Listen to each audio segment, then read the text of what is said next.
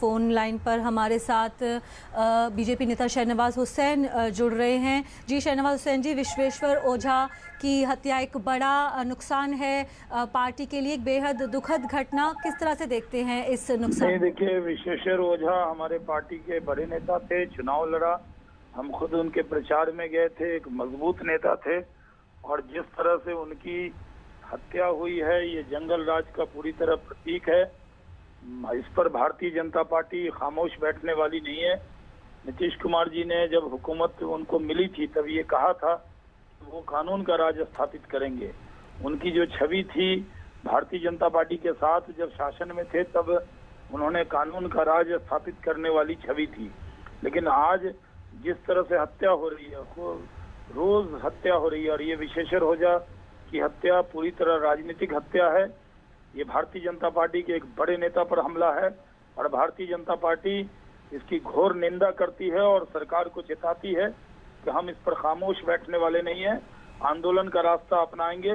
बिहार में जिस तरह से खुलेआम बीजेपी के नेताओं की हत्या हो रही है, इससे बहुत गम और गुस्सा बिहार की जनता के अंदर है और इस मुद्दे को लेकर हम खामोश बैठने वाले नहीं।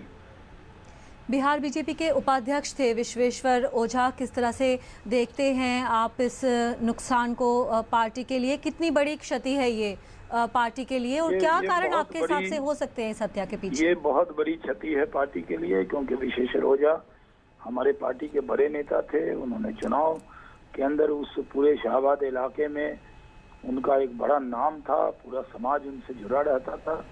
वो समाज में बहुत पैठ उनकी थी और उनकी हत्या सीधा हमला भारतीय जनता पार्टी के नेताओं पे जिस तरह से हो रहा है, उनको बचाने में बिहार की जनता त्राहिमाम कर रही है। जगह जगह हत्या हुई, पहले छपरा के अंदर हुई है और केदार सिंह जी की हत्या इधर अभी हुई है। उसके बाद लोजपा नेता की हत्या हुई, जिसके अंदर रामविलास जी और सुशील जी ने मिलकर प्रेस कॉन्फ्रेंस की थी। हम लोगों ने बार बार चेताया जी कि आप शासन कीजिए, लेकिन शासन बिहार की जनता ने आपको दिया है हिफाजत के लिए, न कि लोगों की हत्या होती रहे और सरकार मूकदर्शक रहे और सिर्फ बयान देती रहे। ये चलेगा नहीं। ये बहुत गंभीर तौर पर अपराध बिहार के अंदर बढ़ा है और ये बहुत दुखद है कि विश्वेश्वर ओझा की हत्या हुई निर्गम तरीके से की गई है। इस पर भारतीय जनता पार्टी और बिहार की जनता के अंदर बहुत गम और गुस्सा है।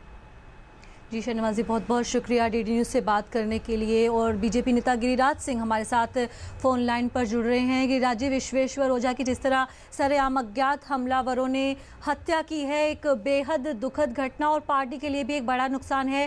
क्या कारण आप देखते हैं इस हत्या के पीछे? एक बहुत बड़ा नुकसान, बड़ी क्षति पार्टी के लिए।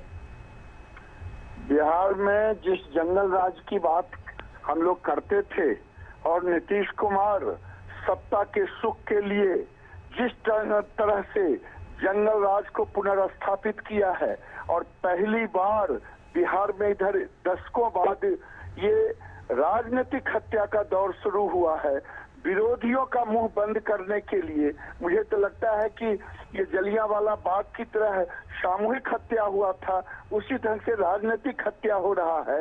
ये बर्बरता की सीमा को पार कर गई है ये सरकार, और नीतीश कुमार धृतराष्ट्र की तरह आंख बंद करके बैठे हैं और कहते हैं कि पोस्ट इलेक्शन में के बाद ये सब घटनाएं घटती है। अभी राजनीतिक हत्या का दौर चला, लोजपा के नेताओं की हत्या हुई, उसके बाद बीजेपी के छपरा में हुआ, फिर उसके बाद अभी विश्वेश्वर ओझा का हुआ। अब तो लगता है कि लोगों में भय व्याप्त हो गया है कि जब राजनीतिक दल के लोग सुरक्षित नहीं है, व्यापारी सुरक्षित नहीं है, डॉक्टर सुरक्षित नहीं है, आम लोग सुरक्षित नहीं है, तो ये तो जंगल राज से भी बढ़ गया।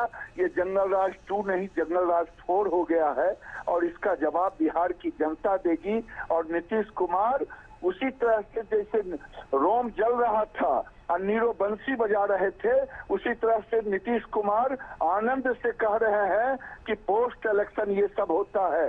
नीरो पूरा बिहार जल रहा है और नीतीश कुमार आनंद की चुस्की ले रहे हैं। ये भारतीय जनता पार्टी चुपचाप नहीं बैठेगी।